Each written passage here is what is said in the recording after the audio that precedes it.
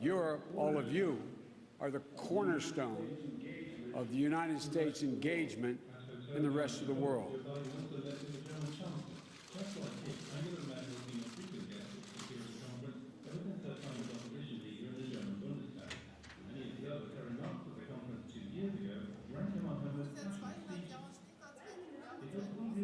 Weil wir merken, wie der Druck groß ist auf unsere klassische, für uns gewohnte Ordnung, ist jetzt die Frage, fallen wir in lauter Puzzlesteine auseinander und denken, jeder kann für sich alleine das Problem am allerbesten lösen?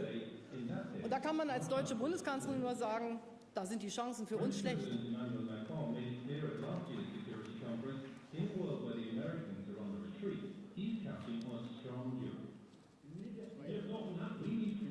Wir brauchen Handlungsfreiheit, Unabhängigkeit in Europa, eine eigene Strategie.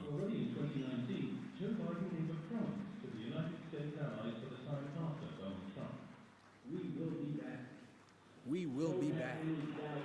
Don't have any doubt about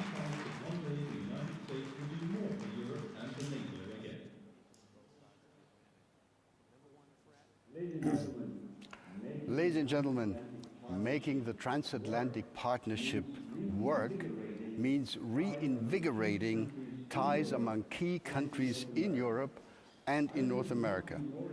I could not be more excited today to welcome three very special guests, virtually, of course, to Munich today. Thank you so much for joining us. A very, very warm welcome. Good morning to Washington, D.C. Hallo nach Berlin. Et bonjour à Paris. Mr. President, Monsieur le Président, Frau Bundeskanzlerin, we are so excited to have you here together and have you talk about a new transatlantic agenda. And I'm sure you are aware that Boris Johnson will join this program a little later. He was still busy with wrapping up the G7 meeting in which you all participated earlier. So now, as our first speaker in this program, it is my privilege to welcome the 46th President of the United States. President Joe Biden has truly been a loyal and long-term friend of the Munich Security Conference. In 2019, Mr. President, you said in this very place, in this very hall, we will be back. Mr. President, thank you for keeping that promise. We welcome you back to the stage, and you have the floor. Thank you, Mr. Ambassador. It's great to be with Angela and Emmanuel. We just spent part of from Washington perspective the morning together. But I want to say hello to everyone and thanks the Munich Conference for hosting this special session. For decades, as you pointed out, I've participated in the Munich Security Conference. As a U.S. Senator, joining my colleagues on both sides of the aisle to affirm the importance of the transatlantic partnership. To affirm the importance of the transatlantic partnership. The first three times as Vice President of the United States, including delivering the first international foreign policy address of the Obama-Biden administration. As you pointed out, in the first months when I last spoke in Munich, and 2 years ago, as you pointed out, I was a professor. When I last spoke in Munich, I was a private citizen. But I said at that time, I was a professor, we will not be an elected official. And I'm a man of my word. I said at that time, America will be back. I speak today as President of the United States. America is back. I speak today as President of the United States. Message to the world. At the very start of my administration, and I'm sending a clear message to the world. Transatlantic Alliance is back. We are not looking back. Transatlantic Alliance is back. We are looking forward together. And we are not looking back. Come down to this. We are looking forward together. Is a strong foundation. Comes down to this. The strong foundation. Transatlantic Alliance is a strong foundation. And our shared prosperity are built. On which our collective partnership between Europe and the United States, in my view, is and must remain between Europe and the United States. In my view, is and must remain in the 21st century. Cornerstone, just as we did in the 20th century. In the 21st century. The challenges we face today are different. In the 20th century. We're at an inflection point. When I spoke to you as a senator and as even as vice president, the global dynamics have shifted. And as even as vice president, new crises demand our attention. have shifted. New crises demand our attention. We cannot focus only on the competition among countries that threaten to divide the world, or only on global challenges that threaten to sink us all together if we fail to cooperate. We must do both, working in lockstep with our allies and partners. So let me erase any lingering doubt. The United States will work closely with our European Union partners and the capitals across the continent, from Rome to Riga, to meet the range of shared challenges we face. We continue to support the goal of a Europe whole and free and at peace. The United States is fully committed to our NATO alliance, and I welcome Europe's growing investment in the military capabilities that enable our shared defense. You know, to me and to the United States and to us, we'll keep faith with Article 5. It's a guarantee. An attack on one is an attack on all. That is our unshakable vow. And the only time Article 5 has been invoked was after the United States was attacked on 9/11. You, our allies, joined us to fight al-Qaeda, and the United States committed to consulting closely with our NATO allies and partners on the way forward in Afghanistan. My administration strongly supports the diplomatic process that's underway and to bring an end to this war that is closing out 20 years. We remain committed to ensuring that Afghanistan never again provides a base for terrorist attacks against the United States and our partners and our interests. Our European partners have also stood with us to counter ISIS. Just this week, NATO defense ministers endorsed significant expanded training and advisory mission in Iraq, which will be vital to the ongoing fight against ISIS. We cannot allow ISIS to reopen and regroup and threaten people in the Middle East, in Europe, in the United States, and elsewhere. And while the United States is undergoing a thorough review of our own force posture around the world, I've ordered the halting of withdrawal of American troops from Germany. I'm also lifting the cap imposed by the previous administration on the number of U.S. forces able to be based in Germany. I know the past few years have strained and tested our transatlantic relationship, but the United States is determined to re-engage with Europe, to consult with you, to earn back our position of trusted leadership. Earlier today, as was referenced, I participated in the first meeting of the G7 leaders, where I spoke about the dire need to coordinate multilateral action to address COVID-19, the global economic crisis, and the accelerating climate crisis, and so much else. Achieving these goals is going to depend on a core strategic proposition, and that is the United States must renew America's enduring advantages so that we can meet today's challenges from a position of strength. That means building back better our economic foundations, reclaiming our place in international institutions, lifting up our values at home, and speaking out to defend them around the world. Modernizing our military capabilities while leading with diplomacy. Revitalizing America's network of alliances and partnerships that have made the world safer for all people. You know, I hope our fellow democracies are going to join us in this vital work. Our partnerships have endured and grown through the years because they are rooted in the richness of our shared democratic values. They're not transactional. They're not extractive. They're built on a vision of a future where every voice matters, where the rights of all are protected and the rule of law is upheld. None of this has fully succeeded in this, none of us has fully succeeded in this division. We continue to work toward it. And in so many places, including in Europe and the United States, democratic progress is under assault. I've known many of you for a long, long time, and you know that I speak my mind. So let me be very straightforward with you all. We are in the midst of a fundamental debate about the future and direction of our world. We're at an inflection point. Between those who argue that given all the challenges we face, from the fourth industrial revolution to the global pandemic, that autocracy is the best way forward, they argue. And those who understand that democracy is essential to meeting these challenges. Historians are going to examine and write about this moment as an inflection point, as I said. And I believe that every ounce of my being that democracy will and must prevail.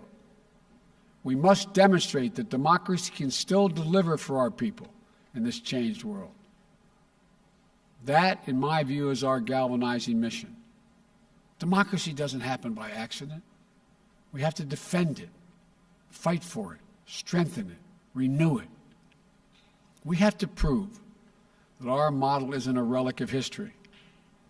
It's the single best way to revitalize the promise of our future. And if we work together with our democratic partners with strength and confidence, I know we'll meet every challenge and outpace every challenger. You know, we must prepare together for long-term strategic competition with China. How the United States, Europe, and Asia work together to secure the peace and defend our shared values and advance our prosperity across the Pacific will be among the most consequential efforts we undertake. Competition with China is going to be stiff. That's what I expect, and that's what I welcome, because I believe in the global system Europe and the United States together with our allies in the Indo-Pacific worked so hard to build over the last 70 years.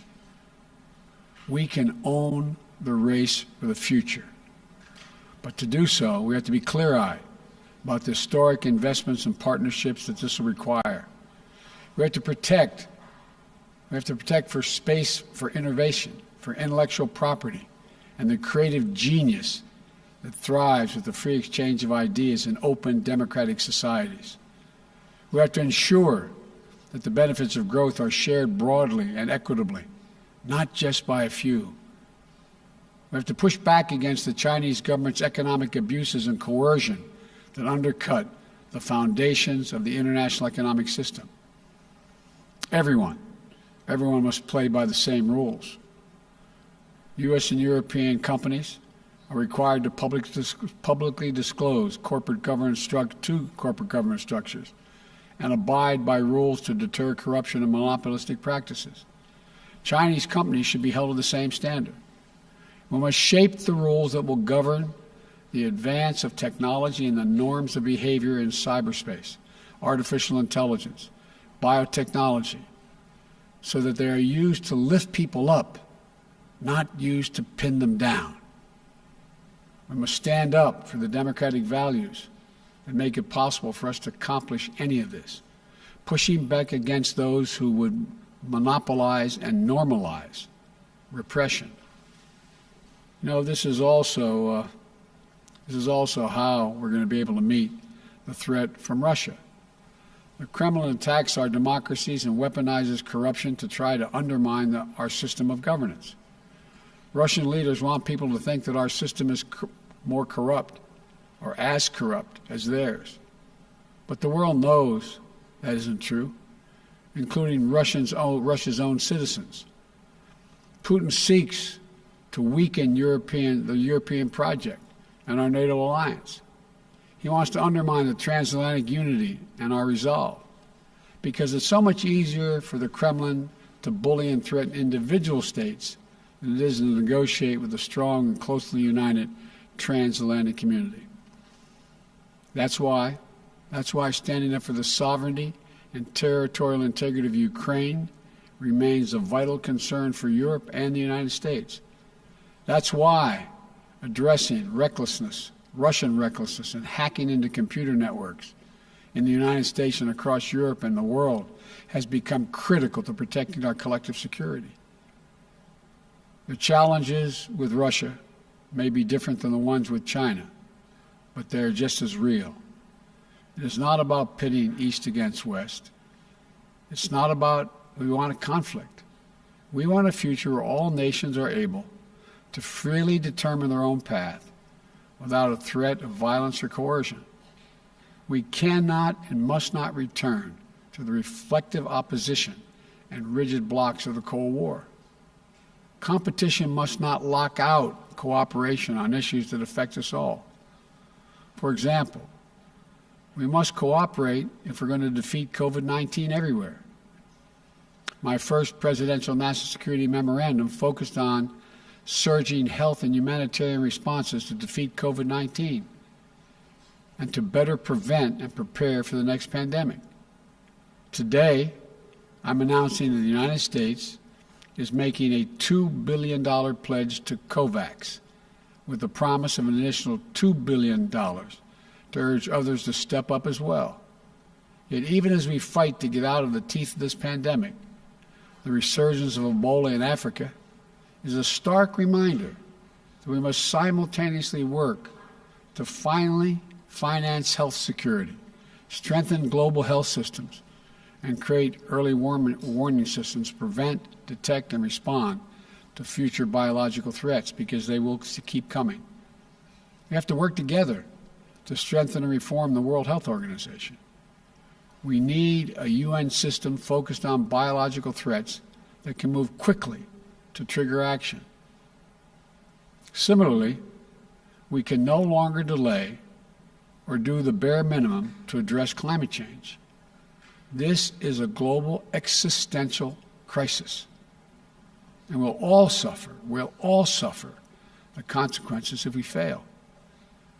We have to rapidly accelerate our commitments to aggressively curb our emissions and to hold one another accountable for meeting our goals and increasing our ambitions. That's why, as president, I immediately rejoined the Paris Agreement. And as of today, the United States is officially, once again, a party to the Paris Agreement, which we helped put together. On Earth Day, I will host a Leaders Summit to help drive more ambitious actions among the top emitters, including domestic climate action here in the United States. I'm grateful for Europe's continued leadership on climate issues over the last 4 years. Together, we need to invest in the technological innovations that are going to power our clean energy futures and enable us to build clean energy solutions to global markets. The threat of nuclear proliferation also continues to require careful diplomacy and cooperation among us. We need transparency and communication to minimize the risk of strategic misunderstanding or mistakes. That's why the United States and Russia, notwithstanding other competition, extended the New START Treaty for an additional 4 years once I was sworn in. That's why we said we're prepared to re-engage in negotiations with the P5+1 on Iran's nuclear program. We must also address Iran's destabilizing activities across the Middle East. And we're going to work in close cooperation with our European and other partners as we proceed. We'll also work together to lock down fissile and radiological material to prevent terrorist groups from acquiring and using them. Look, the range of challenges Europe and the United States must take on together is broad and complex. And I'm eager to hear next from my good friends and outstanding leaders, Chancellor Merkel, about her thoughts on the way forward together. So let me conclude with this. We cannot allow self-doubt to hinder our ability to engage each other or the larger world. The last 4 years have been hard, but Europe and the United States have to lead with confidence once more, with faith in our capacities, a commitment to our own renewal, with trust in one another, and the ability of Europe and the United States to meet any challenge to secure our futures together. I know we can do this. We've done it before. Just yesterday, after a 7-month, 300 million-mile journey, NASA successfully landed the Perseverance rover on Mars. It's on a mission of exploration, with elements contributed by our European partners, to seek evidence of the possibility of life beyond our planet and the mysteries of the universe. Over the next few years, Perseus is maybe called, but Perseverance will range and collect samples from the red planet and pile them up. So another mission and rover, envisioned as a joint effort between NASA and the European Space Agency, will retrieve this trove of scientific wonders and bring it home to all of us. That's what we can do together. If our unbound capacities to carry us to Mars and back don't tell us anything else, they tell us we can meet any challenge we can face on Earth. We have everything we need. And I want you to know the United States we'll do our part. We'll stand with you. We'll fight for our shared values. We'll meet the challenges of this new moment in history. America's back. So let's get together and demonstrate to our great-great-grandchildren when they read about us that democracy functions and works, and together there's nothing we can't do. So let's get working. Thank you all very much. Thank you so much, Mr. President, for this Thank you, folks. extremely important statement.